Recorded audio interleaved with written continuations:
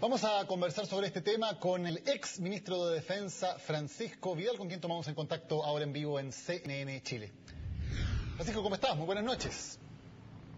Hola Daniel, ¿cómo estás tú? Te escucho bien a ti, pero con un ruido infernal acá, pero te escucho. Vamos a hablar fuera entonces. Como ex ministro, como conocedor durante toda su vida usted de la mentalidad militar, ¿le sorprendió este documento o le parece algo relativamente normal dentro de lo que ha sido la historia del ejército en Chile?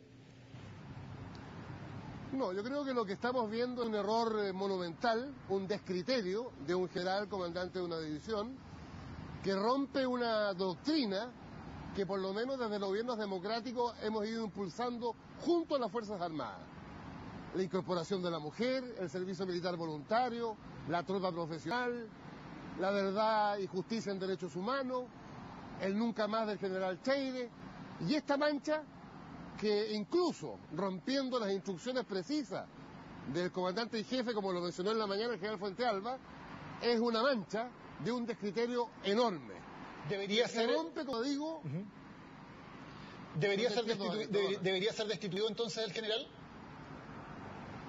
Yo creo que en la evaluación de fin de año del Consejo General este va a ser un elemento decisorio.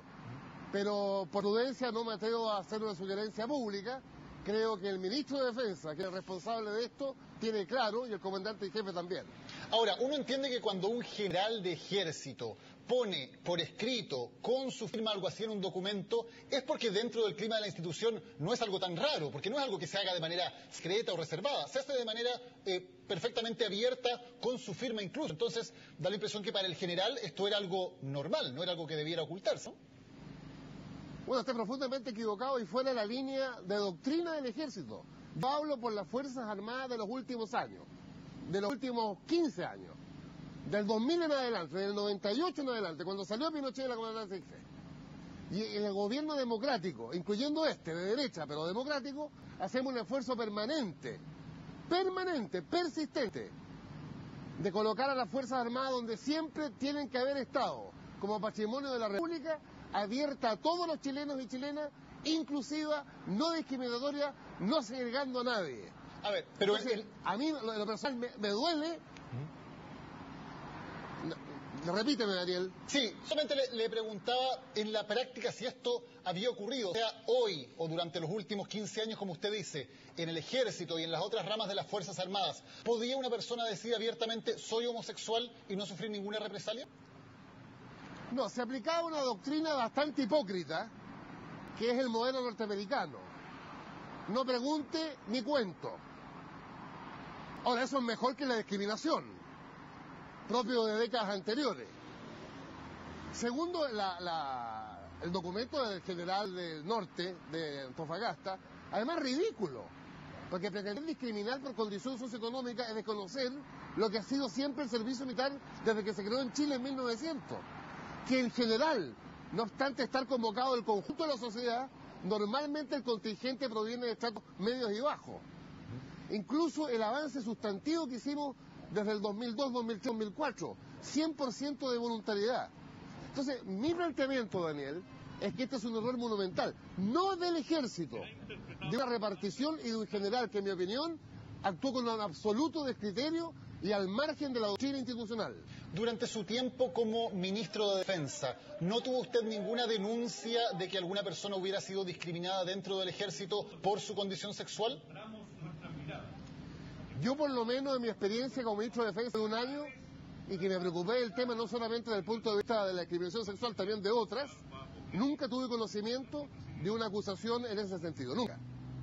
¿Y le parece que efectivamente uno puede creer que no existe ese tipo de discriminación realmente en las Fuerzas Armadas? ¿O es que las personas que sufren esa discriminación no la hacen pública o no la denuncian? ¿Cuál es su impresión?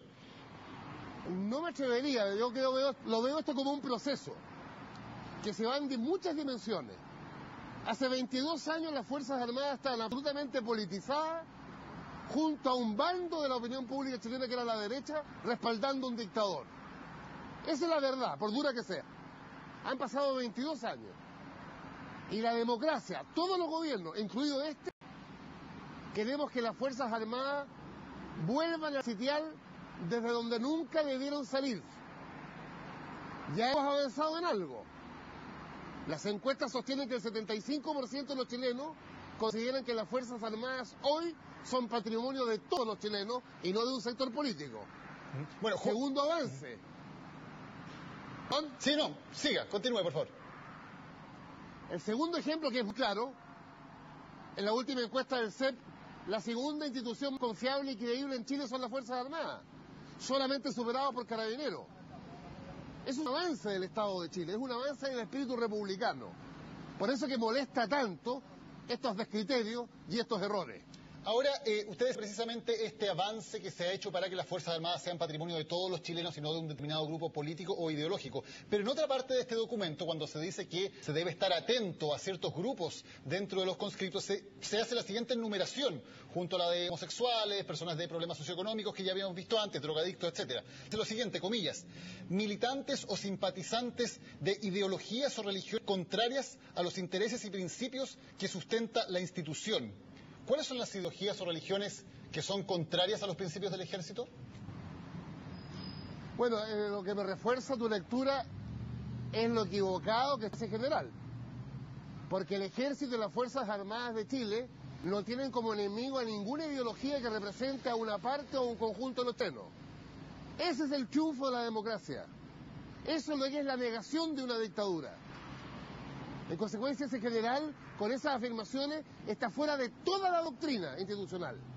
No solo del ejército, del conjunto de las Fuerzas Armadas. Ahora, y es inaceptable e intolerable un planteamiento de ese tipo. Ahora, se puede pensar, le insisto en la pregunta con la que partimos, que un general de ejército sencillamente tiene un descriterio tal que se aparta completamente de todo el clima que hay en la institución y pone su firma por escrito en algo que realmente es contrario a todo lo que se conversa, por ejemplo, entre los generales que se conversan en el alto mando del ejército. Da la impresión de que al menos se ha sido poco explícito con los generales, que son evidentemente la jerarquía máxima de la institución, en cuáles son los principios que tiene que defender la institución, ¿no? Bueno, voy a ser claro, Daniel, un general que piensa de esa manera, con todos los elementos que están en el documento, en mi opinión, no está en el ejército de Chile de hoy. Así de simple. Queda muy claro. Francisco Vidal, ex ministro de Defensa, muchas gracias por esta conversación aquí en CNN. No, gracias a ti, y perdona, pues te escuchaba remoto. No hay problema, se pudo llevar adelante la conversación, gracias. Bien, vamos.